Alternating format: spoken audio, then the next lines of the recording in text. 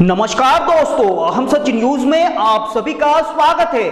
मैं अनिल अंचल लेकर हाजिर हूं सागवाड़ा शहर सहित आसपास की खास हलचल को। तो फिर चलिए खबरों के सिलसिले को आगे बढ़ाते हैं। एक मिनट दोस्तों, अगर आपको हमारी खबरें अच्छी लगे तो अहम सच न्यूज चैनल को सब्सक्राइब जरूर करें। धन्यवाद दोस्तों। बांग्लादेश से सटे सिलीगुड़ी के दार्जिलिंग में बॉर्डर पर तैनात बीएसएफ के जवान महेंद्र सिंह राणावत की अगर बात करें तो वो राजस्थान के उदयपुर संभाग के बांसवाड़ा जिले के आनंदपुरी पंचायत समिति के चांदरवाड़ा ग्राम पंचायत के छोटे से गांव रोहनिया के मूलतः निवासी हैं। उनके पिता एक शिक्षक हैं और उनका बड़ा भाई भी एक निजी विद्यालय में शिक्षक के रूप में अपनी सेवाएं दे रहे हैं। महेंद्र सिंह राणावत की शादी कुंजिका पाड़ा में हुई है, जो कि बांसवाड़ा जिले के ही गढ़ी तहसील के अंतर्गत आता है। उनके दो पुत्र हैं, जिनमें एक की उम्र 3.5 साल है जबकि दूसरे की महज 2 साल है। बेहद सामान्य परिवार से संबंध रखने वाले महेंद्र सिंह के गांव में उनकी ही समाज के करीब 60 मकान हैं। दूसरे किसी भी जाति के मकान इस गांव में नहीं हैं।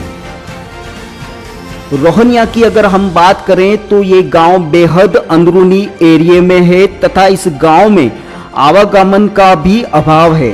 सड़कों की हालत भी कोई खास अच्छी नहीं है। गांव में पहुंचते ही एक चौक है और इसी चौक के सामने महेंद्र सिंह राणावत का मकान है।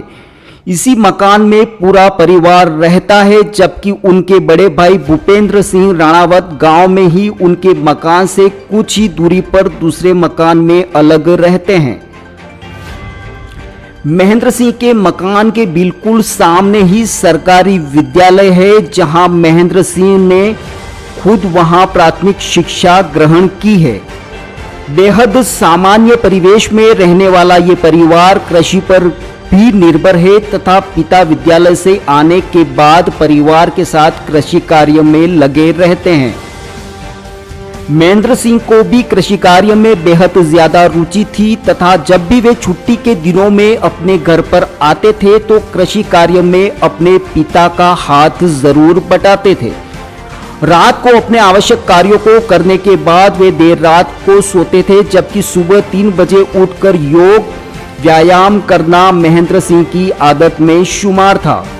जैसा कि उनके पिता राजेंद्र सिंह राणावत ने बताया कि पिछली होली पर जब महेंद्र सिंह छुट्टियों में घर आए थे तो 1 महीने से ज्यादा का वक्त उन्होंने परिवार और दोस्तों के साथ बिताया था। महेंद्र सिंह राणावत के शहीद होने के दौरान जब उनके पार्थिव शरीर को उनके पैतृक गांव लाया जा रहा था तो रास्ते में हर जगह आम लोगों ने उनका दिल खोलकर स्वागत किया। जहां से भी उनकी शव यात्रा गुजरी, गांव के गली मोहल्लों में लोगों ने उनके फोटो वाले बैनर लगा दिए। पूरे रास्ते में ही नहीं, समूचे गांव की गलियों में लगे उनके पोस्टर आज भी उनकी मौजूदगी का एहसास कराते प्रतीत हो रहे हैं। इतनी सी बात हवाओं को बताए रखना, रोशनी होगी चिरागों को जलाए रखना, लहू देकर की है जिसकी हिफाजत हमने, ऐसे तिरंगे को अपने दिलों में बसाए रखना। वागड़ के लाल और वीर सपूत महेंद्र सिंह राणावत की इसी भावनात्मक अभिव्यक्ति के साथ ब्यूरो रिपोर्ट अनिल अंचल, अहम सच न्यूज, रोहनिया गांव बांसवाड़ा। इतनी सी बात हवाओं को बताए रखना, रोशनी होगी चिरागों को जलाए रखना, जिसकी हिफाजत की है लहू देकर हमने, ऐसे तिरंगे को अपने दिलों में बसाए रखना। वंदे मातरम दोस्तों, अहम सच न्यूज में आप सभी का स्वागत है। मैं अनिल अंचल लेकर हाजिर हूँ सागवाड़ा शहर सहित आसपास की खास हलचल को।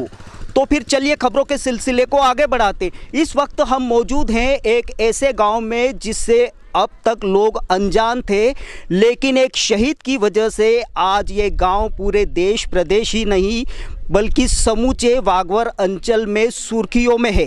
जी हां, हम बात कर रहे हैं शहीद महेंद्र सिंह राणावत के पैतृक गांव रोहनिया की।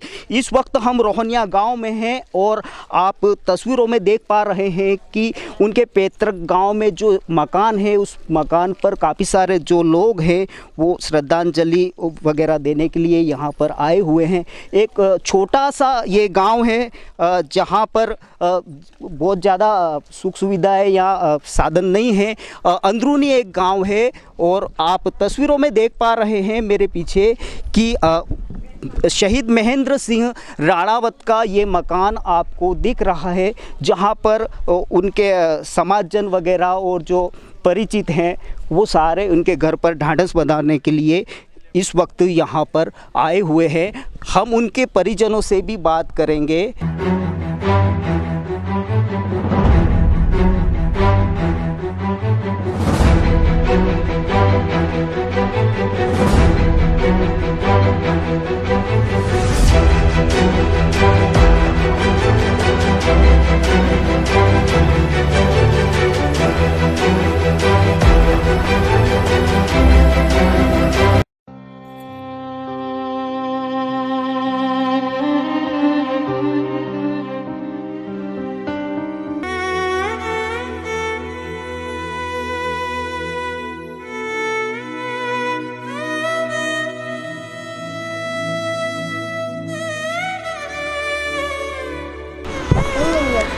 हाँ, मेरे पति को मैं सलाम करना चाहती हूँ, शत शत नमन करना चाहती हूँ।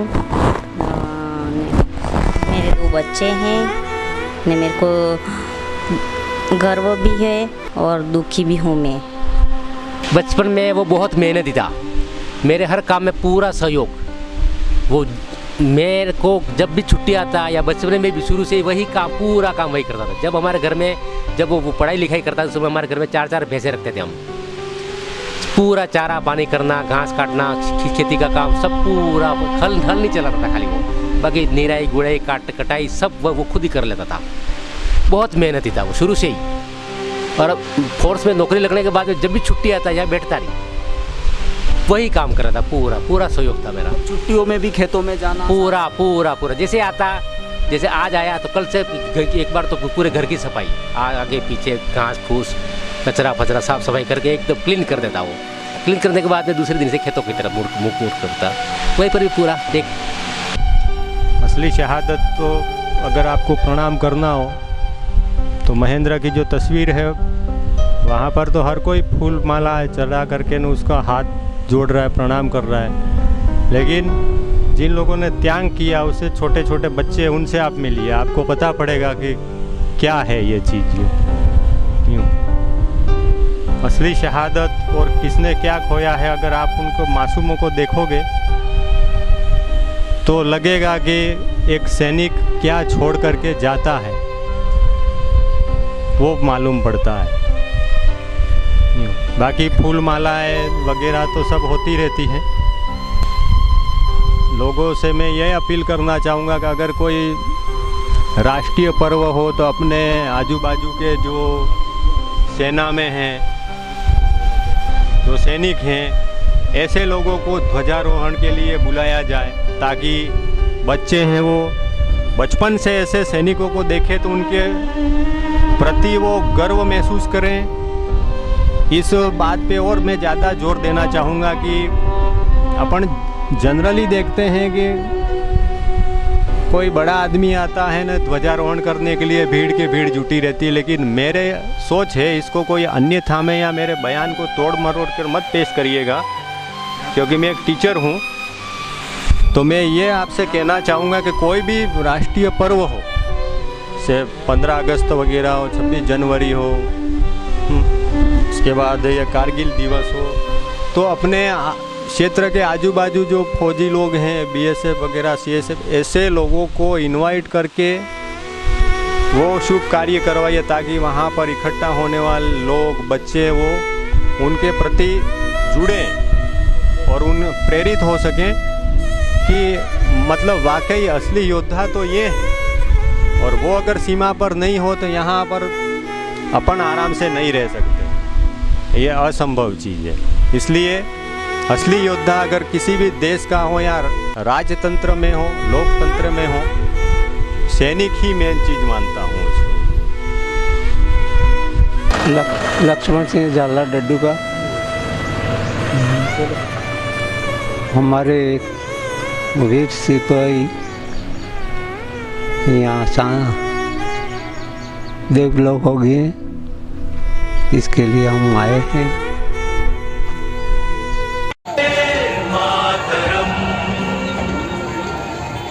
वंदे मातरम। खुश रहो अहले वतन, हम अपना फर्ज निभा के चले, कभी बुझने ना देना उस आग को, आग सीनों में हम जो लगा के चले।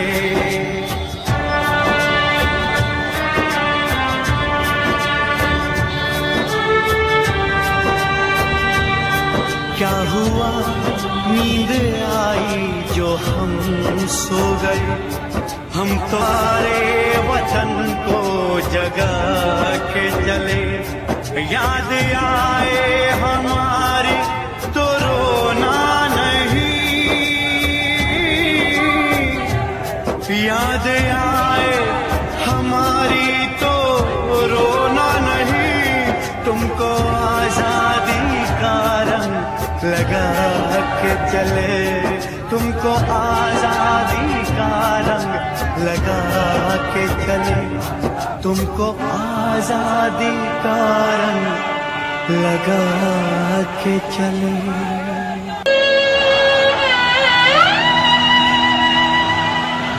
कर चले हम फिदा जानो तन साथियों, अब तुम्हारे हवाले वतन साथियों। खुश रहो अहले वतन, हम अपना फर्ज निभा के चले, कभी बुझने ना देना उस आग को, आग सीनों में हम जो लगा के चले।